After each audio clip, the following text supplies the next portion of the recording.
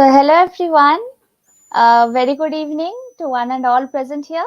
I am Dona Chakraborty, going to be today's host, a second year student of Electrical Engineering UG BTech here at IIEST Shibpur, and I welcome you all to the fourth episode of the most awaited Prep Simplified series, an initiative by Electrical Engineers Society or EES, where we shall talk with employees and interns from dream companies, students pursuing research at eminent institutions, and people who have cracked prestigious exams in India. Today we have two very special guests with us, Mr. Ritayan Mitra and Mr. Nazish Kamran. Ritayan Bhaiya and Nazish Bhaiya, thank you so much for joining us today. Thank you. Now, quickly going for a brief introduction of our guests for today. As many of you already saw, Mr. Ritayan Mitra is an alumnus of this institute from Department of Electrical Engineering, batch of 2018. He is currently working as an analog design engineer at Texas Instruments.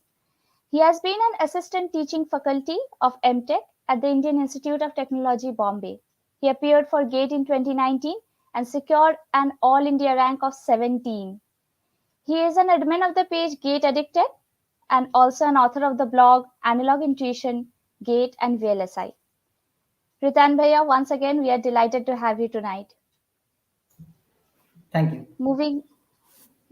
Thank you so much. Yeah. Moving on to our next guest, Mr. Nazish Kamran is also an alumnus of this institute from Department of Electrical Engineering, batch of 2018. He is currently working in Coal India Limited. He appeared for GATE in 2021 and secured an All India rank of 24. He got selected in 8 PSUs without a GATE score and is also proficient in high power rectifiers, power system operations, and electrical substations. Nazish Bhaiya, once again, we extend a very warm welcome to you. Thank you so much for joining. So, without delaying, Ritayan Bhaiya has prepared for all of us a presentation, small presentation. So, we shall just jump onto that. Ritayan Bhaiya, over to you. Okay, great. Yeah. Yeah. So thank you for the introduction.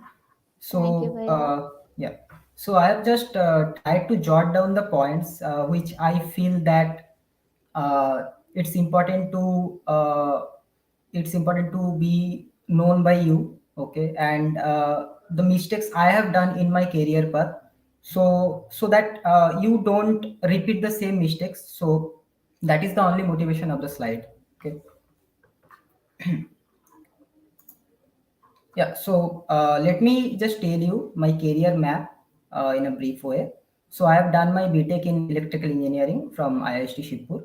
I am from the 2018 batch, right? So after that, through the campus placement, I was placed in Tata BlueScope Steel, which is actually a steel company. So I have worked there for 1 year. That means 2018 to 19. After that, during my working days, I prepared for the GATE examination, and also in my fourth year, I have also prepared for the GATE. But that time, my rank was not that much good. So I thought that let me take another attempt and prepare for the GATE 19. So I have cracked GATE 19 with an AIR 17, and after that, actually I was confused between PSU and M.Tech. Right? I think this is a common confusion between every students. So Yes, after Bhaiya. yeah, so after so many research and after talking to so many seniors and all, gathering information, I chose to do the M.Tech from IIT Bombay in VLSI. Actually, the name is Integrated Circuit and Systems, better to say, right? So the course was of 2 years. Actually, in IIT Bombay, there are two kinds of courses called TA and RA. So TA is teaching assistant and RA is research assistant. TA is for 2 years and RA is for 3 years. So I chose the TA ship. So I have done my M.Tech from 2019 to 21, And after that, through the campus placement, I was placed in Texas Instrument, and currently I am working as an analog design engineer. Right. So this was my short career map. Moving to the next slide. So these are the points, some points which I feel I need to share with you guys. So some do's and some don'ts in your BTech college life. So first of all, I moving to the do's. So explore and find your interest. Okay. So actually these points are mainly for, I don't know if there is any first year or second year guys. So actually these points are intended to them actually. So you need Yes, we to, have. okay, great. So basically you need to explore, right? So you have to move out from your room. You have to see what are the societies in our college, what do they do. Like there are so many clubs in our college, right? Like Robodarshan and all. So you can go to there, you can go to the debate clubs, you can go to the song clubs, dance clubs, right? Also I think there is now there is a club for the circuit club, right? Some kind of Yes, circuit yes, club, Bhaiya. yeah. So that is great. So you can go to there, right? You can check where your interest is, and do accordingly, right? The second point is, this is a very important point actually. Choose your close friends wisely, because when you are doing some preparation, right, preparation for the exam, so you need some friends with whom you can discuss all your doubts, right? So you can't every time go to your teacher and ask your doubts, right? So choose wisely your friend circle, and with those friends you may be discussing your life after maybe 10 years and all, right? Okay, the third point is maintain a decent CGPA. Now, many people will say that, hey, CGPA doesn't matter at all, right? And there are so many examples that, okay, so after achieving maybe 7 or 6 CGPA, many of the guys, they have been placed in a fantastic company. Okay, but my point is, if there is an option, right, to improve the CGPA, so why not? What is the problem? Because you never know that in future whether you will apply for a foreign university or not, and there obviously your CGPA will matter, right? So I am not telling that maintain a CGPA as high as 9 or 9.5, but at least keep a decent CGPA. Like maybe you can keep the CGPA on greater than 8, right? That is a very good decent CGPA, right? The next point is make summer and winter break very productive. So try to do any kind of internships or trainings in any companies, right? So that those things will be very useful when you are creating your CV. Make contacts, okay? Make as many contacts as possible in your college life. Make contacts with the seniors, go to seniors, interact with the seniors. Also make contacts with the professors, right? So why I am telling this, because when you will be applying to any college for your higher studies, right, the recommendations of these professors will be very useful. So that's why you should make contacts with everyone as much as you can. And the final point is, try to take the next big decision in third year only. Don't wait for fourth year. Don't wait for the placements. You never know whether you will be placed or not, right? So think about this thing. Sit and think that you should go in maybe direct PhD in abroad, or MS, or higher studies like M.Tech in India, or you want to go for PSUs and all. So, and whether you want to go for the MBAs, right? So take the decision and start preparing from the third year itself. Don't wait for the fourth year, right? Coming to the don'ts, uh, try to stay away from the addictions. I don't think I need to tell more about this. uh, don't stay in your room, like as I have already mentioned that go out from your room, explore the college, right? Explore the things. And the last point is, don't mess with the props, right? Nazis is smiling, I think. So he can tell better in a better way, but I don't need to explain this thing. But from our experience, I am telling that don't mess with the professors. Don't try to mess. Okay. Now coming to the gate part, right? So these are some points from my side which I want to share with you guys. So the first thing is you should preferably join a coaching in second or third year only, right? Don't wait for the fourth years. Now, whether you should join a coaching or you want to do the self study, that is completely depending on you. But my suggestion is, if you are financially stable and there is no financial problem to join a coaching, be it online or offline, you can always go with the coaching, right? The only reason is the coaching institutes will be teaching you in a very structured way, right? They are very experienced, the teachers are very experienced, so you can choose whatever coaching you want, right? Like maybe Gate Academy, Genic, Ace Academy, Medici. So many coaching institutes are there, and also An Academy, I think. So between these coaching institutes, some provide online courses, some provide offline courses. So online and offline both have different advantages and disadvantages of their own, right? So you have to do a small research, and if you can afford, I will definitely say that please join a coaching for Gate. Okay. Now, when you have enrolled coaching, don't miss a single class in coaching. Try, at least try, because I think now the college is in online mode, so it will not be difficult to attend every classes. In our time, I remember that probably I have to skip two or three subjects. I was in Medici. Anyway, that is not a recommendation, but anyway, so I think I have to probably skip the machines and power systems in that time, because they were scheduling the classes on maybe Fridays and all, and in Fridays we have our labs and all, right? So you know that we can't miss the labs, so that's why I have to miss Yes, this. yeah. Yeah, so that's why I have to miss the classes. But this is a recommendation that please don't miss the class, because if you miss the class, what will happen that they will not wait for you, right? So you will be struggling to connect what happened in the previous class, right? So that is a very big problem. Make your notes in such a way that you can refer to them for your future studies also. Like, don't make the notes in keeping in mind that, okay, so when the gate is finished, my job is done, right?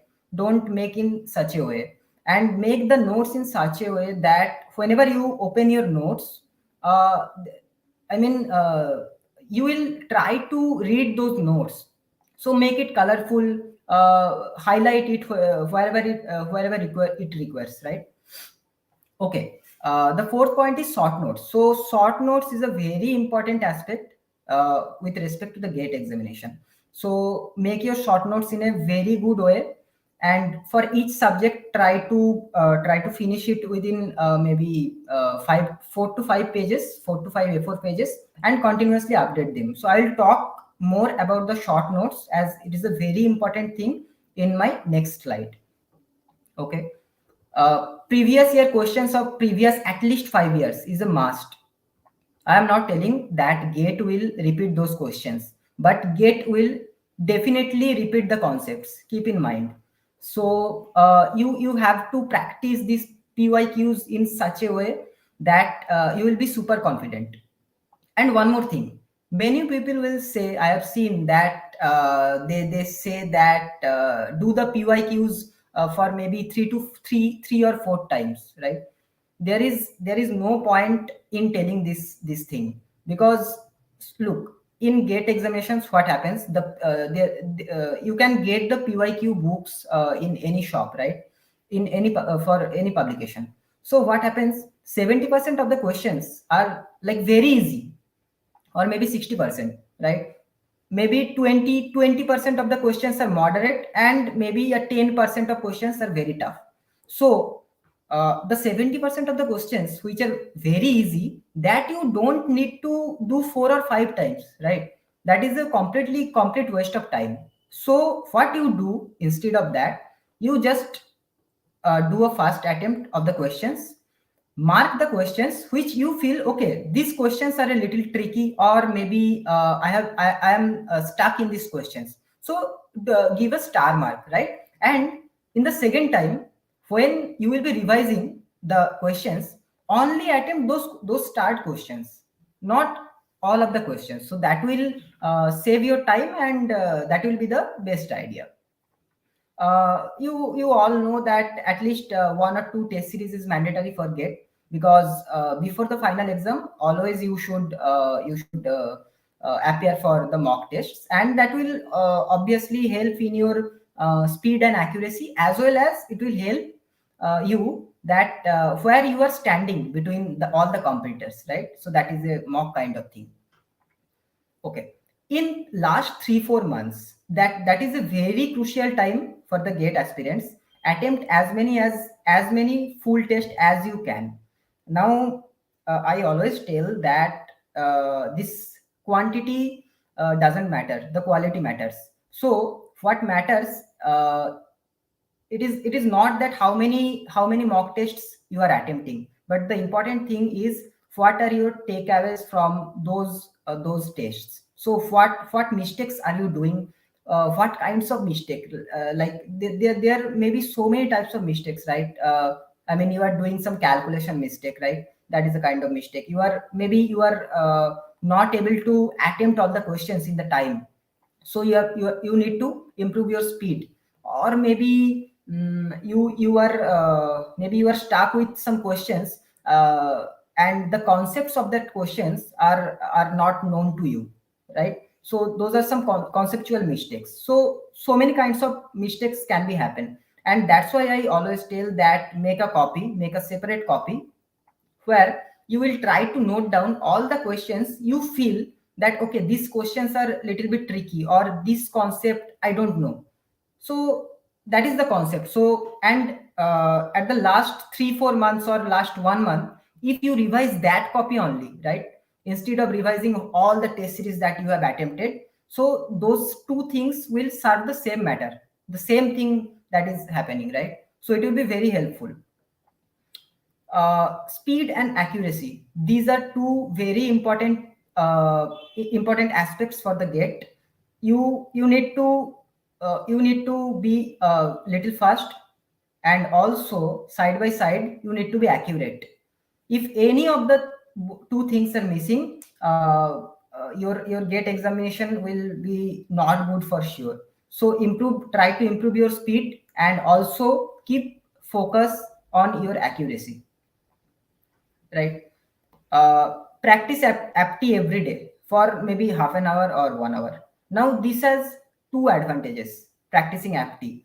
So the first advantage is, as all of you know, that in the placements, in any placement examination, there will be a apti section, right? So if you practice every day at least half an hour, so you will be very strong in apti. And also, you know that in GATE examination there will be some 15 marks apti, which is a very important part. And if you try to score maybe 13 or 14 out of this 15, there is a high chance that you are under 100 rank, right? So apti is very important, don't ignore this. Make a clear strategy on attempting the GATE examination. This is a very important point, because some students do like this, that suppose there are 1 mark question and 2 mark questions, right? And also there are MCQs. I think recently they have introduced the MSQs, right? Multiple select questions, where maybe 2 or 3 options may be correct. So Yeah. students, suppose in that, when they are practicing in their home in the test series, they are attempting the 2 mark question first, okay, and after attempting the 2 mark questions, they are returning back to the 1 mark question. And suddenly, when they are into the final GATE exam, they just flip the strategy, like they are attempting the 1 mark question first, and then they are moving to the second 2 mark question. So I will suggest that first decide your strategy, whether you will attempt the 1 mark question first or 2 mark question first, whether you will attempt the technical questions first, or yeah, or the apti questions first. So that depends completely on you. But once you finalize the strategy, don't deviate from the strategy, and also try to apply the same strategy on the gate day also. Right. So as I told you that I will be discussing about the short notes, how to make short notes. This is a very important aspect of the gate. So first point is short notes should be written by yourself only, right? Never use other short notes. There are in the market, I think there are so many books of the short notes. In my Yes, time, yes. I saw some short notes book of Specific Medici and books all. just for short notes. Right, right. So my suggestion will be don't use them. Only make the short notes by yourself. What will happen, because these short notes are customized kind of thing, right? So it will differ. The requirement is different for each aspirant. So suppose one guy is maybe weaker in power electronics, so he needs to focus more on the important concepts and the formulas of the power electronics. And suppose another guy is weak in maybe power system, so he needs to keep focusing on power system. So this is a customizable kind of thing. That's why you should always prepare your short notes yourself. Don't include everything, right? The meaning of saying this is like, suppose you are making the short notes of maybe network theory, okay? So don't write the KCL and KVL at least, right? So there is no point. You already know what is KCL, what is KVL. So there is no point of writing the KCL and KVL in the short notes, right? Only write the portions where you feel that okay, I may do the mistakes, and these are the important points, right? uh, this third point I have already told you, that only include those points, formula or concepts which you often forgot or you make mistake. That's why these short notes should be always made by yourself only. Okay, try to keep it as short and as crisp as possible. That's why they are called the short notes. So some people will I mean, they don't know the difference between the class notes and the short notes. So what they will do, that they write all the points, they just copy the class notes into the short notes. So there is no point. If your short notes suppose is maybe 200 pages long, then how can you every day revise your short notes, right? If you can concise your short notes in maybe 30, 40, 50 pages, then there will be the motivation to revise the short notes every day, and that is very important. One another important point is use visualization, like use trees diagram or some diagrams or pie charts or some tables, and use colorful. You make it colorful so that you have the motivation to read every day, and I mean to revise every day. So I will try to give you a demo how to make the short notes. I have added some pictures of from my short notes, so I'll show you. You can understand this. Okay. Short notes should be revised every day, because that is the crisp of the subjects that you feel that they are important for me. So that's why, right? And regularly update it. I mean, suppose you, when you are reading a subject for the first time, suppose in the month of March you are reading maybe network theory, okay? So you make the class notes where you are taking the coaching, and after that, after the subject finishes, you make the short notes, right? Now if you keep the short notes in a corner of a room, and only before 1 or 2 months before the gate examination you are just reading the short notes, that won't be that much helpful, right? Rather, what I will say, that whenever you are attempting any test or some test series or full test, so there will be obviously some questions from that network theory subject that you will mess up, right? You will do wrong. So if you find that okay, these points are critical, and these points may come in gate examination, so to avoid those mistakes, update the short notes. So always keep some 2 or 3 blank sheets after every subjects in the short notes, so that you can fill them with the points you need to be written in the short notes, right? And some formula, you know that they are very difficult to remember, right? In power electronics there are so many formulas, like I already forgot, but What I can say, I think there were some rectifiers and all, right? Three-phase rectifiers, the output voltage, RMS voltage, right? So those formulas are very much difficult, I at least feel. So if you Even are in the struggling, other subjects, we get those formulas and expressions which we can't remember how much, no matter how much we study. exactly. So if you feel like that, my suggestions will be just write those things on a piece of paper and paste them on your wall or wherever you study or your study table. So that what happened that in your unconscious mind you will look them every day, right? Maybe your intention is not to mug up them, but as you will look them every day in your unconscious mind, they will be pasted for lifetime, right? Maybe not for lifetime, but at least they will help to they will help to clear the gate examination. Okay, so these are some demos. I don't know whether you can see it clearly. So the first image, right?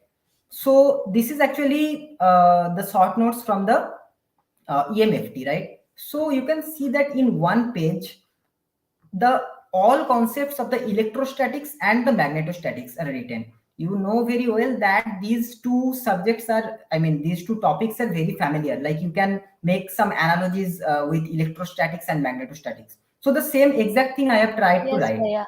right? Like suppose electric field is irrotational, and as the contrary of it, B field is solenoidal. So you make a table, you jot down all the points of electrostatics, and uh, by parallelly you jot down all the points from magnetostatics. So in one page all the materials are covered from EMFT, right? In the right side picture, you know that in the linear algebra there is some homogeneous equations, right? And in every year there will be at least one questions from from gate, right? So this is a kind of tree diagram kind of thing, so that you can easily visualize.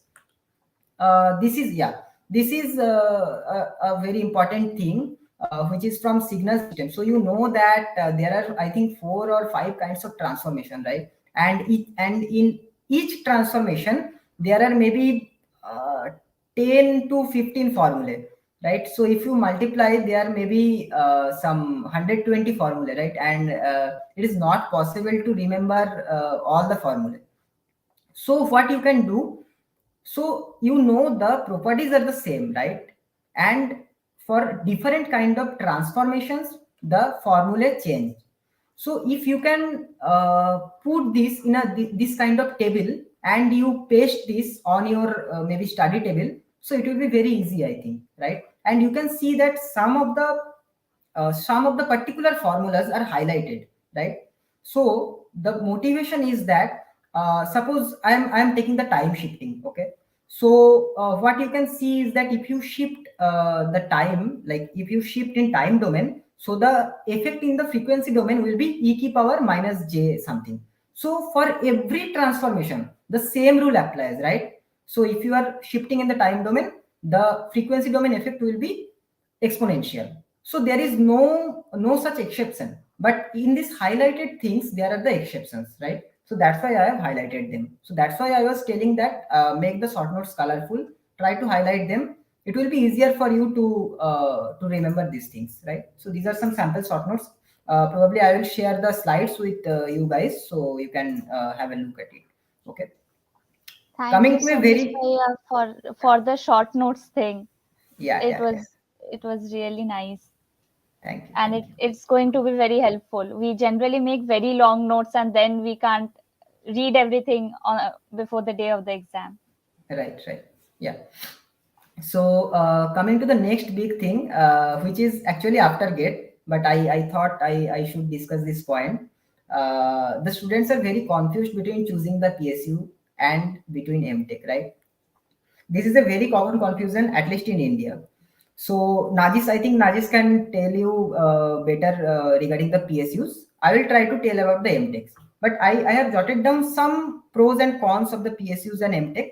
Okay, so coming to the PSU, the pros are like this. So you will get a good enhanced salary. Like there will be not so much stress in your job, right?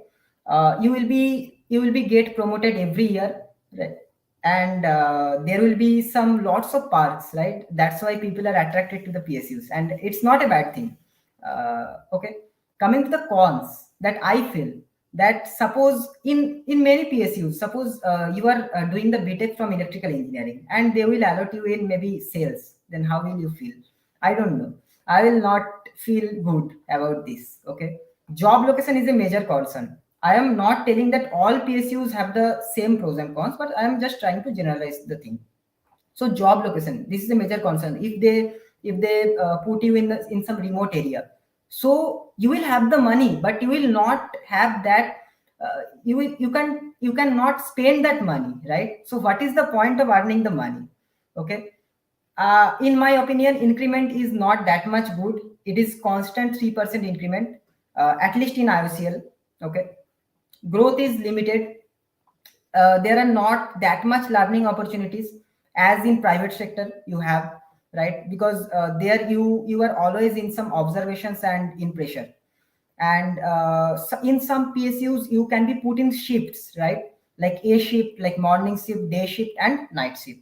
So these shifts are not that much good thing, because this will directly affect your health, right? Because suppose in 1 week you are doing the morning shift, so after that suddenly you are moved to the night shift, so your sleep cycle will be disturbed, right? And this will affect on your health. So you will realize that after 40 or after 35, you will feel weaker. And the last point is privatization.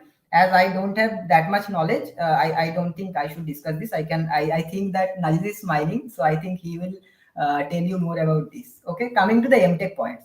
So similar to the PSU, M.Tech has also pros and cons, right? The pros are that suppose if you are pursuing the your higher studies from any top IIT, so this IITian tag will be for you for the lifetime, right? You will get a respect from everyone in India that okay, you are an IITian.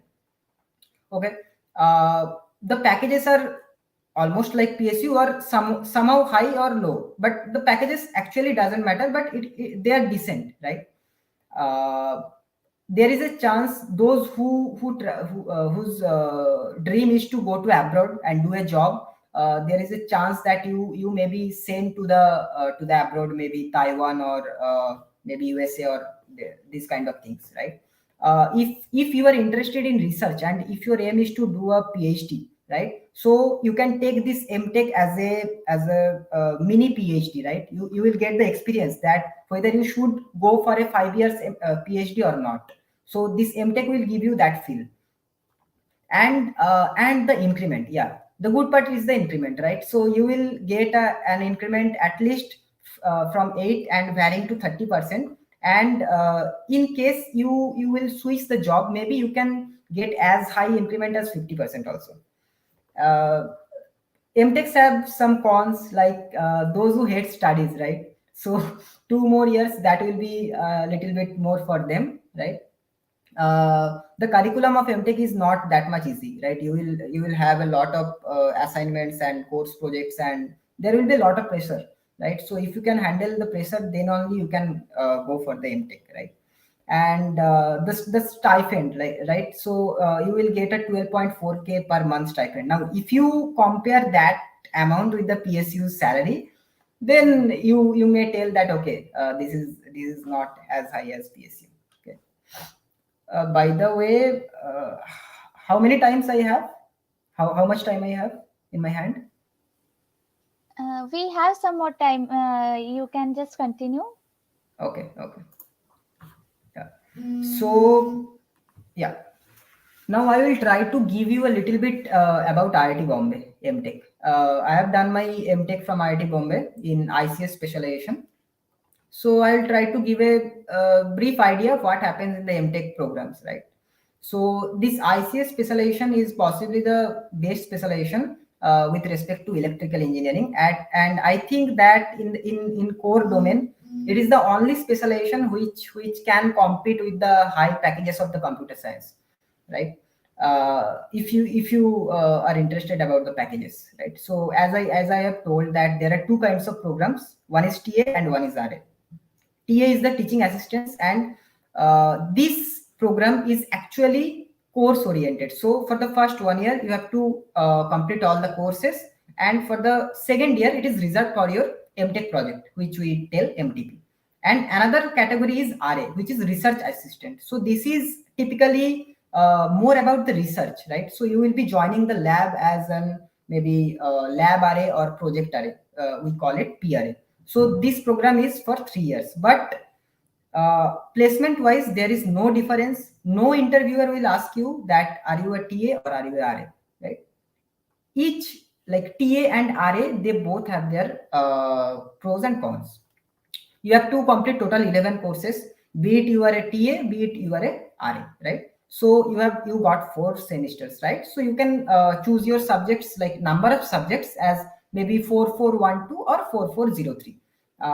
You can observe the interesting thing that in the third semester I have kept either one subject or zero subject. The reason is that in the third semester you will have the placement, right? And you know that for such high competitive placement scenario, you have to prepare a lot, and if you are not prepared, you will not be placed. So that's why people try to take as less as possible subjects in their third semester, right? One good thing about the IITs is the flexibility of choosing courses, right? So as you know that in maybe in our BTech days, so there are a list of subjects, and you know that okay, in first semester these are the subjects, in second semester these are the subjects. But what happens in the IITs is you can choose some. Suppose there are total 11 courses, out of those 5 courses may be compulsory because that is your from your mother stream, which is ICS. But you can choose the rest of the 6 courses according to your interest. So suppose I am studying the VLSI, and I have interest in maybe machine learning or maybe AI, artificial intelligence. So I can take the courses in my M.Tech curriculum, right? That's a very good thing. So if you are opting the VLSI, I will suggest you that after first semester, you decide that whether you want to go in analog domain or in digital domain, right? I will not suggest to prepare for both the domains, as you know that if you want to do both side by side, then maybe your preparations may be damaged, right?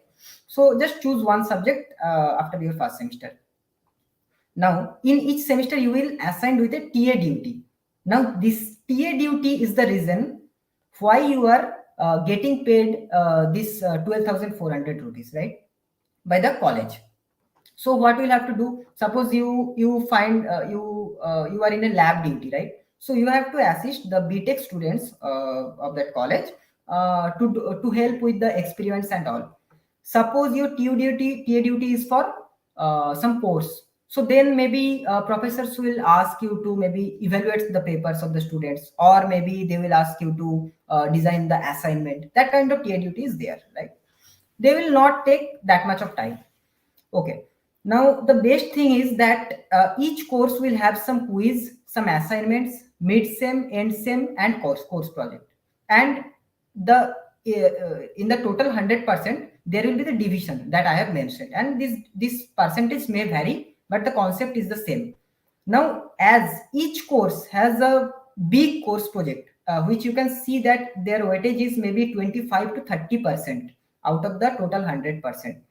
The good thing is that these course projects are very big and they will take a lot of time. So suppose you are taking 11 courses, so automatically you are doing 11 projects, right, in 2 years.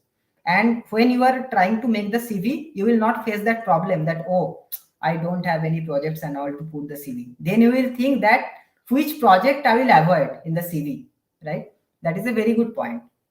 You know that relative grading system is there in the IITs, right? So suppose in a subjects Yes, Priya. so suppose in a subject you got some maybe 50 out of 100. So that doesn't mean that you will get 6 points in that subject. Suppose if you are in the top 10, then you will get 10 out of 10 points after scoring 50 marks in that 100 marks examination. That is very good point, and that's why you will see that most IIT guys have a decent CGPA. So automatically the CGPA will increase, right? Okay. M.Tech guide you have to select after first year, and it will be decided solely on CPI or CGPA, right? There is a huge credit on the M.Tech thesis. So suppose there are 11 courses and one M.Tech thesis. So 50% of your CGPA is depending on the courses, and 50% of your CGPA is depending on the M.Tech thesis. So if you suppose if you do a blunder in your courses and you get less marks, so after that also you can do the makeup by doing the M.Tech thesis in a good way, right? Okay. Make a good resume for the placement. I have attached my sample resume in the next slide. You can go through that. And that resume should be very good, neat and clean. And there is a thing called resume verification. So each and every point you write in the resume, the rule is that there will be a team assigned for the resume verification. You will have to submit them the proof of each and every point. Suppose you are writing any extracurricular activities, for that thing also you have to submit the proof, right? So you don't have an option to lie there, right? And you shouldn't lie. Okay. Coming to the CPI or CGPA, again I am saying that CGPA is very important. Try to keep a decent CGPA, at least 8 and 8. Why I am telling 8.5? Because I told that there is the relative trading, and that's why the CGPA are literally high in IITs. So some companies may have the CPI cutoff, then you will be in a problem, right? So Google will say that, okay, I will not allow the students whose CPIs are below 8.5. So then you will be in a problem, right? Before the placement season starts, you will get a Google Drive where you will get all the previous year questions of the companies that visits the college. So that is very useful, and we all prepare from that materials only, and those materials are more than enough, right? And every year these materials are updated. And by the way, this is unofficial.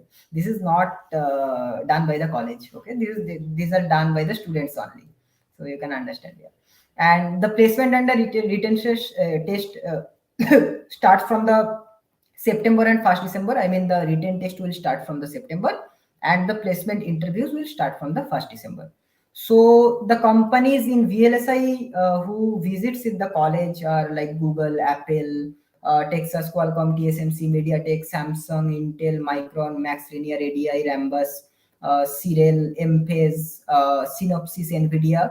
Like all the companies from the VLSI sector, they will visit for sure, at least for the top 5-6 IITs. So 100% placement is actually a reality here, right? So if you put a little bit of effort, you will be placed in a very good company. That's for sure. Okay. The median package in VLSI is 18 lakhs per annum. Why I am using this median? Because if I use the mean, then the mean will be a little bit higher. Why? Because some foreign companies will offer you maybe some 60 lakhs or 70 lakhs, right? But they are actually equivalent to Indian 20 lakhs or 25 lakhs package. So they are just to divert you. That's why I have used the median package, which is 18 lakh, which is very decent. And the highest package, as I have told, that they vary from 60 to 70 LPA. Disclaimer is these are not Indian companies, these are for the outside, right? Okay, so this is the sample resume. I have bulleted out that what points you need to add in sample resume, and this is my resume which I have used in my placement. So you can just go through that, right? I don't think I need to explain this. Okay. Okay. After that, I just want to give a brief introduction. Give an idea that how the VLSI industries interviews work, right? So this is not only for Texas Instruments.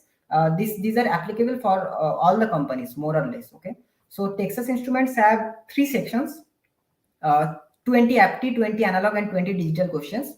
30 minutes, 40 minutes, and 40 minutes. Okay.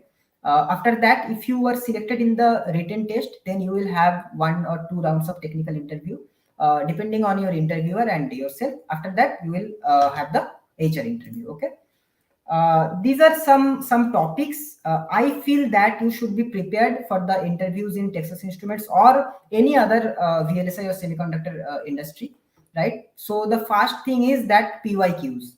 in for every questions, for every examinations and interview, the PYQs are very important, right? And you will get these PYQs if you put a little bit of efforts, right? After that, you need to cover, you need to have the strong fundamentals on the network theory, like how the resistor, capacitor, inductor works, right?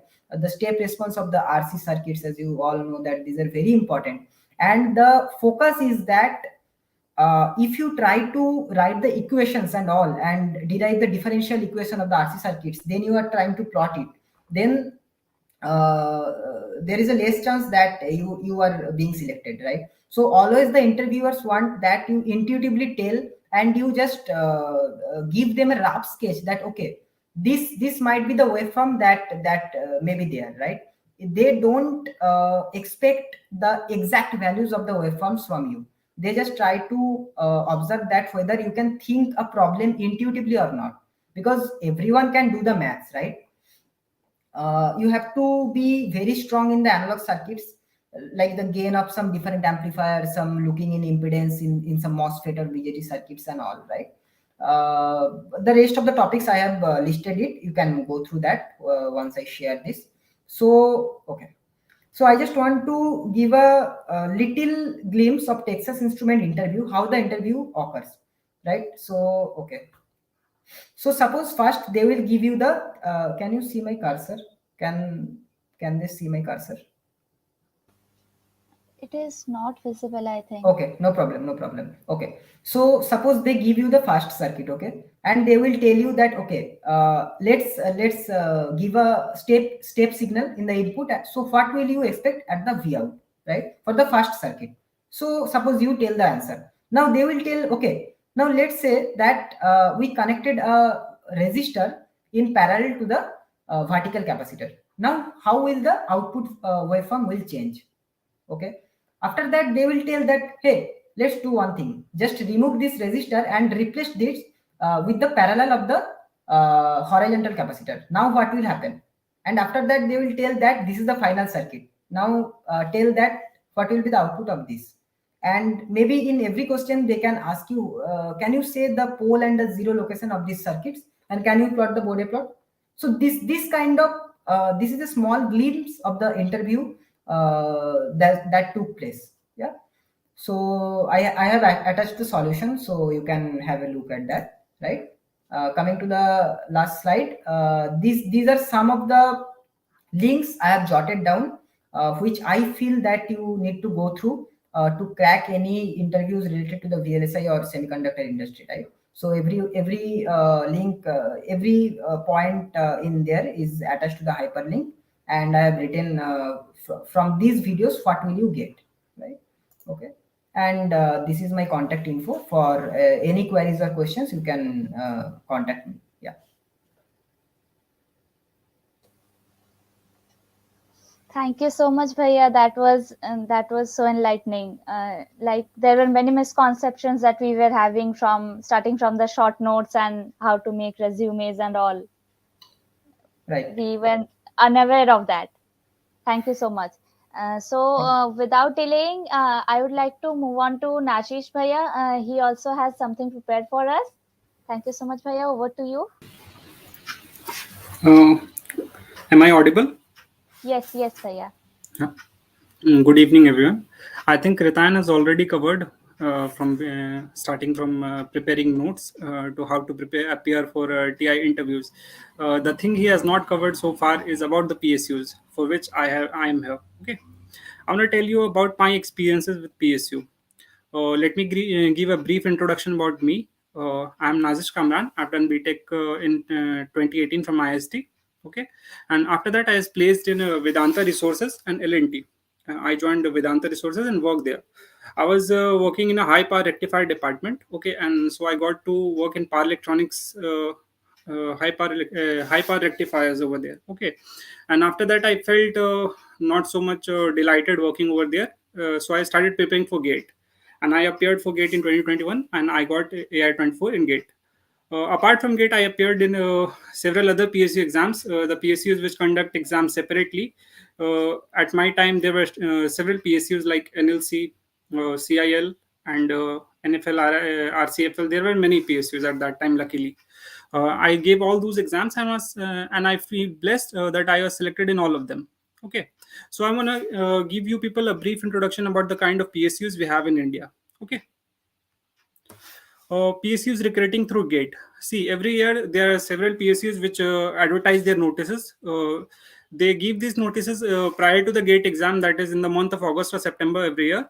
And the major recruiters every year, they are the consistent recruiters in this field, like NTPC, IOCL, ONGC, CIL, PGCL. These all are recruiters for electrical engineering department. There may be separate recruiters for other departments also. And there are some PSUs which conduct exams separately. I have listed it out. Okay, the list may not be exhaustive. Okay, you can check it out. And about the PSU thing, there are basically two types of PSUs based on ownership. Ownership is like who controls the stake of that PSU. So we have CPSEs, that is the central public sector enterprises, and the state public sector enterprises. State public sector enterprises you may not know, you may not have heard of, like you have WBSE DCL and UPPCL. These are all state PSEs. Okay, and depending on the turnover and the profits and all those things, like EBITDA, we have different kinds of PSUs like Maharatna, Navratna. They are classified into these four categories: Maharatna, Navratna, Miniratna, and Miniratna category 2. This is basically a categorization of the PSUs on their profit and balance sheets. Okay, you need not go into that much detail of what is a Maharatna and what is a Mini Ratna. You just have to look which PSU can align with your career options, which can provide you better opportunities. Okay, so I have given interviews in almost every kind of PSU. Like in Maharatna, I have appeared for PGCIL, CIL, and all those. And Navratna, I have appeared for NLC. So I have basic knowledge about what kind of questions they ask in those interviews and what do they look after in these interviews. Okay, they have different criterias. Like some PSUs do not consider that gate score much. They just keep gate as a threshold criteria for the interview, and after that they won't consider that gate score or that entrance score. Okay, there are certain PSUs. So you have to work on your professional skill, like the way you appear, the way you give their answers. They don't want you to be a research scholar. Okay, like Ritayan mentioned that if you are interested in that much in study, you should go for M.Tech rather. You should not opt for a PSU. PSUs are a place where you should work. Okay, you should work. You don't need to know that much. You have to be practical. See, we all are engineers. Okay, we need not be theorists or researchers. Okay, we just have to do our work. Whatever is needed, whatever jugaad or whatever technology we can make into play, we should adopt it. That's what we do in a PSU. Okay, and see Yes, the sir. next Yeah. slide. Yes. These are different categorization of the PSU depending upon the sectors. Like mining and metals, you have several PSUs like SAIL, CIL, NLC, and all these. And petroleum and natural gas, this is the PSU. These are all dream PSUs like ONGC, IOCL. They pay you very heavily. Okay, these are the PSUs which a gate aspirant aspire for. Okay, ONGC, IOCL. You all must be looking to get into these PSUs only. Nobody will prepare for gates to get into now a mini Ratna PSU. Okay, and there are railway PSUs. Ritayan has talked about privatization. I don't think that privatization is a con to work in a PSU. Privatization is we can have a separate debate on that privatization part. I don't think that is up for today. Role of electrical engineers, this is I want to discuss about. See, R&D jobs are not much don't have much role to play in a PSU. Okay, you can have this kind of role in working in BARC, DRDO, ISRO, and all this kind of stuffs. Okay, and basically what we do in a PSU is we do O&M jobs. What is O&M? Operation and maintenance part. This is the responsibility of operations. We have to reduce the breakdowns. We have to do preventive maintenances of the equipments. We have to continuously check what's going on with the equipment.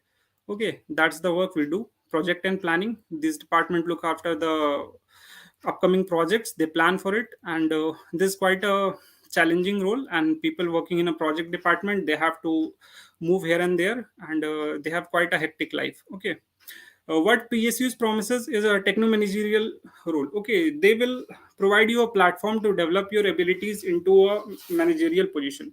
You, after completing your college, has abilities as an engineer, but PSUs provide you a platform so that you can groom yourself up into a manager.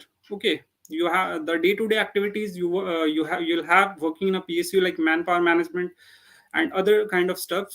This will groom you up to become a management.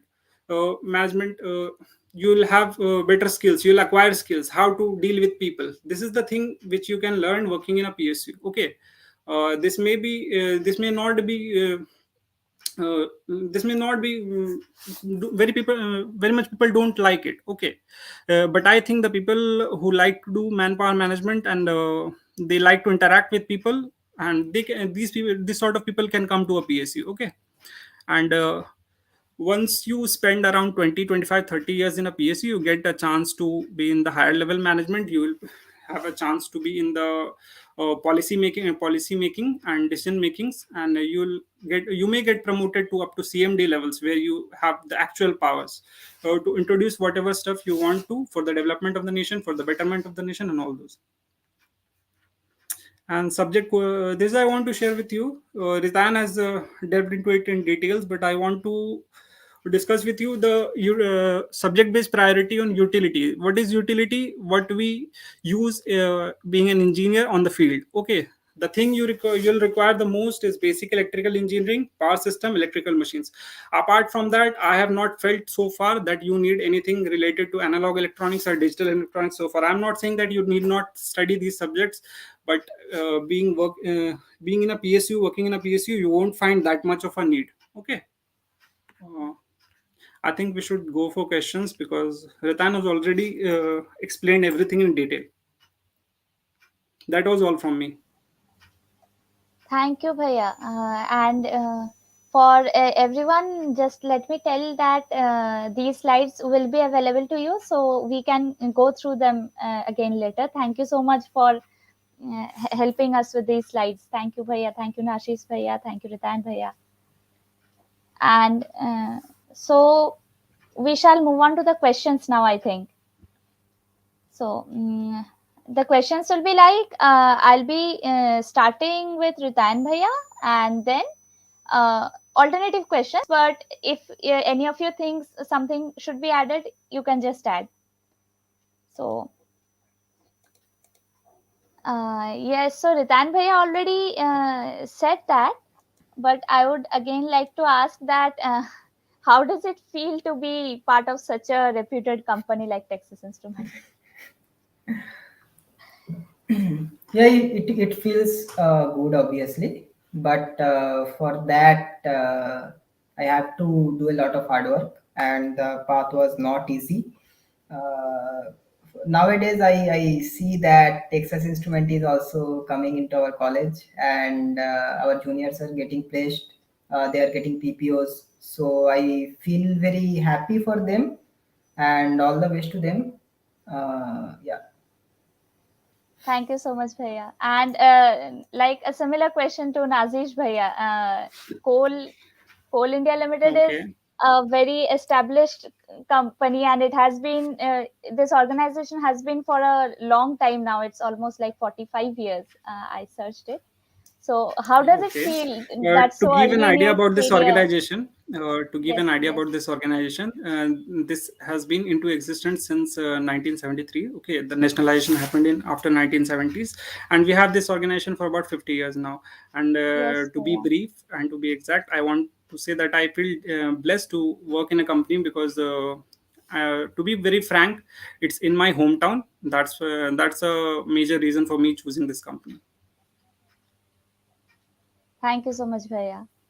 And this is next we would like to move to Ritayan Bhaiya, that you have seen both sides of the coin. Like you have been a GATE aspirant, you have been an M.Tech student, and then you have also been an assistant teaching faculty. So do you think that it is worth all the hard work and sacrifice that goes into the preparation? Like getting into it, does it feel that very good? Yeah, look, obviously, if you want to achieve something, you have to do a lot of hard work. And Yes, I don't think that it is not worth of it. The things I am learning now, that won't be possible. Suppose now I am in Texas Instrument. Now, suppose if I don't do the hard work for the gate and doesn't get a rank of 17, maybe suppose I get a rank of 500 or 600, that kind of thing. So will it be possible to enter into Texas Instrument in the way I have entered? So if you suppose if my rank is 600 or 700, then it is not possible to get into IIT Bombay, right? And I have been yes. placed in the Texas from IIT Bombay. So every stage of your education, they are interrelated, and that is the main reason, I think. Yeah. Thank you so much, Bhaiya. Like this was also a personal question for me that a lot of hard work goes into all these, but does it feel that good? Yeah, obviously it will good. Thank you, Bhaiya. Now moving on to Nazish Bhaiya.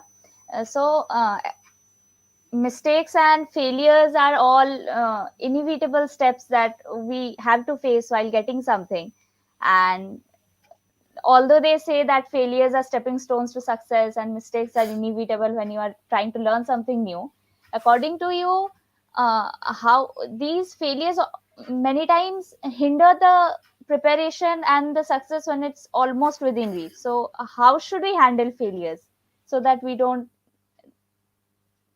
there must be a method of handling I think failures. I think the question is okay.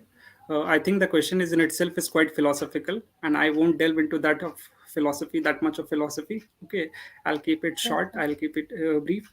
About failures, I think we all face failures in our life. The manner we differ, in which we differ, is how we accept it. Okay, accepting failures is the most challenging part. If you face any kind of failure in your life, you have two options. You got two options at that time.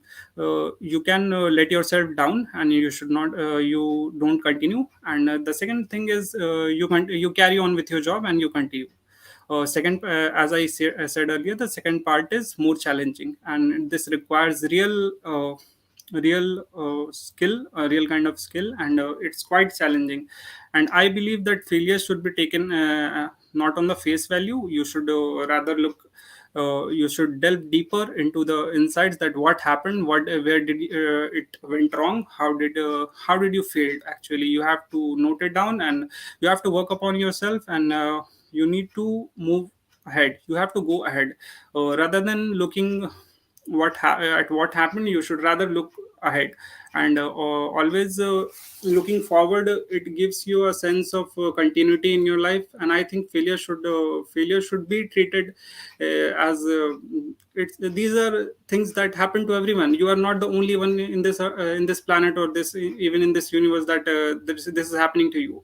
Whatever happens to you, this happens with a lot of people. This has happened with a lot of people, so you need not worry about that. You should rather work on it. thank you so much, Bhaiya. Will Ratan Bhaiya like to add something to this? No. I'm completely agree with this. Yes, thank you so much. So, next question for Ritan Bhaiya is typically, as you said that you joined coaching, but typically for core students, it becomes very difficult after the academic pressure. So, what minimum amount of time should we devote for gate preparation every day? Like it depends on rank, what rank we are targeting, but still, according to you, what minimum amount of time should be devoted? Look, I mean, this will completely depend on the person who is preparing for that. And by the way, why are you telling that it is difficult for the core students to, I mean, join coaching? No, I am not telling that it is difficult for core students to join coaching. I am just telling Hmm. that academic pressure, like the course pressure, is very high for core students. So it Okay, becomes difficult to manage all those things together. right. Like if you want to achieve something, you have to sacrifice something. So if you can sacrifice your Saturday and Sundays, and rather partying or doing something else, if you can go for coaching, then it will be better. I mean, yeah. Thank you so much. So technical questions are mostly covered, but I would still again want to ask this question that for electrical students in particular, which subject should be mostly focused on for from the gate point of view? First, I would like to hear from Nazish. Yeah. Uh, See, you do not have the flexibility to leave any subject in gate exam. Okay, you don't have that flexibility. You even if you don't like, you have to prepare microprocessors also. This may not be in syllabus in gate 2022, but it used to be. Okay, you may not like the subject of electrical measurements, but you have to prepare. You need not be the expert of that subject. Okay, but you have to know the basics of that subject, because leaving any subject in gate exam is a blunder in itself, I believe so. You don't have to be the master of anything. You just need to go ahead with the basics. Okay. Thank you so much, Bhaiya. Ritan Bhaiya, would you like to add something? Yeah, I mean, look, you don't have to do a PhD on that subject, but at least read that much thing which is required for the gate exam, and that you will have a clear idea after maybe studying for 3 or 4 months. Yeah, So nothing should be left out. right. Yes. You can skip one subject, but if you are that unlucky that gate asks 3 or 4 questions from that particular subject in that particular year, you will not gonna face yourself in mirror that day. Okay. Like when I appeared for the GATE exam 2019, before that there was no questions I think from MOSFET. So I completely left the MOSFET questions, right? And that year only some 2 to 3 questions from MOSFETs they were coming. Yeah. So Thank you so much. That was helpful. And like many of us think that some topics can be left out, like we also did in JE, and it ultimately came. So the questions were difficult. The next question is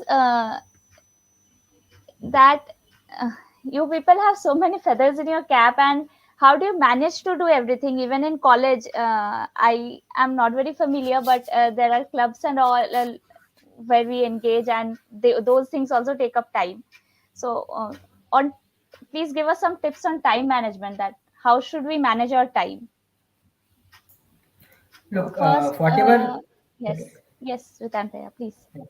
So whatever you are doing from your besides your study, if you are doing that from your interest point of view, na, so you don't feel that you are doing any extra work, right? So suppose for example, currently I am working in the Texas Instruments. So besides that, I have a Facebook page, Get Addicted. So there I try to post some questions related to analog electronics, and there is a blog. I recently started to write a blog, right? Now these things I actually do from my interest, so that's why I don't take them as a work. And whenever you are doing some things from your interest, you will automatically manage your time. So there is nothing like time management. At least I don't believe. If you are doing from your interest, everything will be managed. Yeah. Now I would like to hear from Naji's Bhaiya.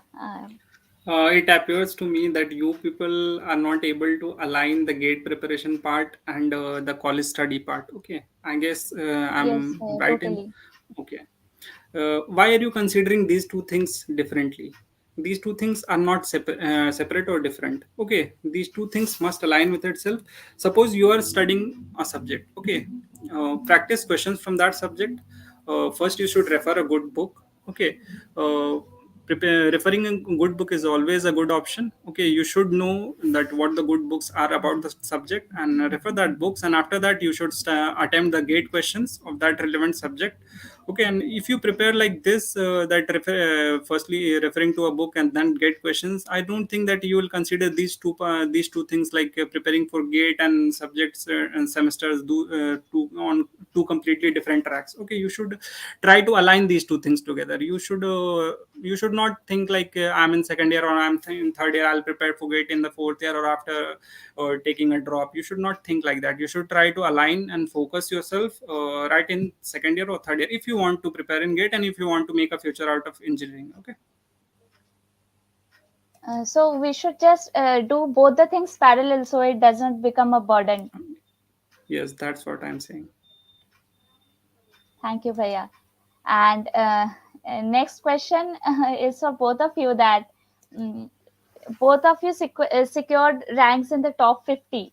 So as an aspirant, should the aspirant just aim for becoming a topper or just focus on doing good? Like what was in your case, that did you people just aim for being in the top 100 or top 50 while you were preparing? Let me answer this question first. See, the Yes, world is Bhaiya. not like those movies that where you go after excellence and you do not be materialistic in your life. We all are materialistic. The extent may differ, but we all are materialistic in our lives. Okay, so we should look after the competition we have in the gate exam or whatever exam we are giving in our lives. Okay, we should look at the competition and different aspects of the exam. We should go for excellence. That's a good thing to do. Okay, going deep into a subject and getting into research, these all are good things to do, but the basic thing is you must excel in that area by looking into the competition, considering all those aspects. You need to see that you may be wasting 3 or 4 hours in a particular subject, and at that time your peer or your competitor would might have solved three set of different types of questions. Okay, so I believe that you should not waste time in going deeper into subjects, and I believe you should look after the competition. You should keep that in mind always. You have to be competitive. Yes, Bhaiya. Thank you so much. Like a competitive mindset is very important. It is necessary. It is necessary. We are. You may say that we are in a rat race, but it's a reality. We all are in a rat race. Yes, Bhaiya. Over to Ritayan Bhaiya for Yeah. his views. So, what I believe that you should be competitive, but your competition should be yourself, right? So that is the best way to be being competitive. Like I every day try to beat my previous me, right? So if in some examination, in some mock test, I got some 60 marks. So my target was not to beat the topper's mark. Rather, my target was okay. So next day I will try to beat my previous 60 marks, and I will try to achieve maybe 62 or 63 marks. So if you do that continuously, the rank will automatically come. So we should also compete with ourselves, that we need to become better. Yes. So now moving on to the last section of this event, we will take some questions from our audience. So starting with the first question, that uh, s- mm, the first question is that for M.Tech and for B.Tech, should the branches remain same or we can change branch? You can change branch, but in a limit. Suppose in my case, my BTech was from electrical engineering, right? And Yes. I have done my MTech from VLSI, which is a core of electronics and telecommunication, etc, right? So some of the IITs, like IIT Kharagpur and IIT, I think only IIT Bombay and IIT Madras, they were allowing that an electrical guy can also opt for VLSI, right? Rest of the IITs, they were not allowing. So it depends actually on the IITs. But suppose if you are doing your BTech in mechanical engineering, and after writing the gate in mechanical engineering, you want to enter into computer science specialization, I think that will be difficult. For that, you have to appear gate in computer science. Then there might be a chance. So it depends on the institute that it is allowing or not. Right. Nazish bhaiya, will you like to add something to this?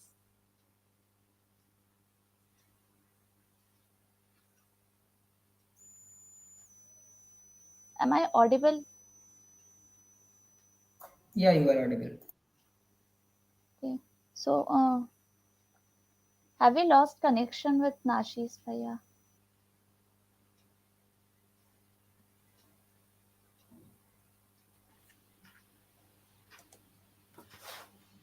Okay, so moving on to our next question, that what is the best time for GATE preparation, like while we are in B.Tech? Which year, which semester? You you can share your own views, like when did you I think start? you should start from second year itself, because second and third years, these are the years where you are taught the subjects which has the most weightage in the GATE examination. Okay, so I believe that it's second from second year onwards you should start preparing for GATE. You have to decide on second year itself. Yes, bhaiya. Ritayan bhaiya, Yeah, will you similar like to? views. Similar Yes, views. yes. Thank you so much. And then there is a question that should there be, as Ritayan bhaiya pointed out in his slides, that we should have short notes for easy division. So should there be some micro notes which just consist of all the formulas, or short notes is enough?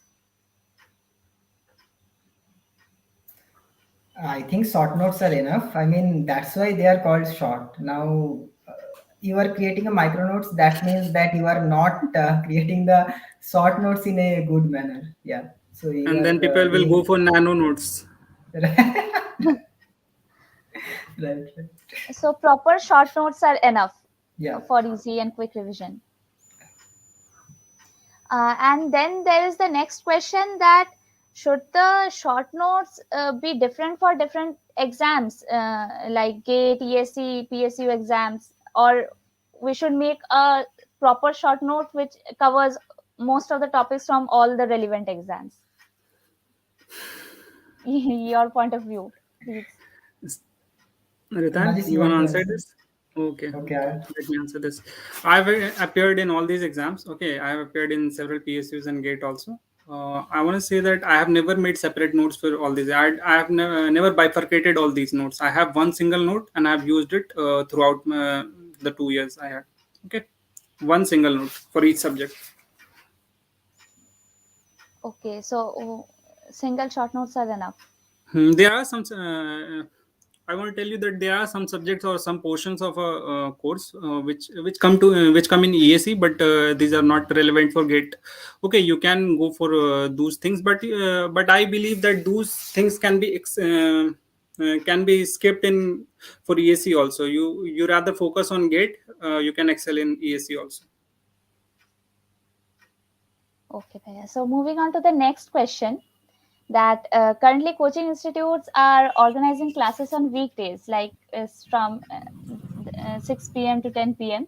So should we join the coaching institute now, or shall we join them from third year? Or are weekend classes better? We should avail for the weekend option, if possible, if they are giving an option. Look, it completely depending, like it completely depend on like yourself. Like if you are comfortable of attending the classes on the weekdays, good and well. And if you find that you are in a lot of pressure after attending the college classes, so you can opt for the weekends. So it completely depends on you, I think. Okay.